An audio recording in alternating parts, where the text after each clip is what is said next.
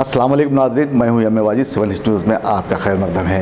Assembly session के आगाज़ के साथ ही दोमलगुड़ा में कांग्रेस पार्टी कायदीन ने चलो असम्बली रैली का इनेकाद अमल में लाया। पेश है इस मामले पर 7H की ये रिपोर्ट। असम्बली सेशन का आज मामूल के मुताबिक आगाज़ अमल में आया। ऐवान अवामी कायदीन से भरा था तो दूसरी जानिब शहर के मुख्तलिफ़ इलाक़ों में कांग्रेस पार्टी की जानिब से निकाली गई चलो असम्बली रैली में पार्टी कारकुनों के अलावा अवाम की कसीर तादाद देखी गई। आज दोमलगुड़ा में साबिक़ रुकन असम्बली पी विष्णुवर्धन रेड्डी की ज़ेर निगरानी ज़बरदस्त एहतजाजी रैली का आगाज़ किया गया। इस मौके पर बाबू खान और दीगर कांग्रेसी कारकुन भी मौजूद थे, जिन्हें रुकावट पैदा करते हुए पुलिस ने गिरफ्तार कर लिया और बारह रिहाई अमल में लाई गई।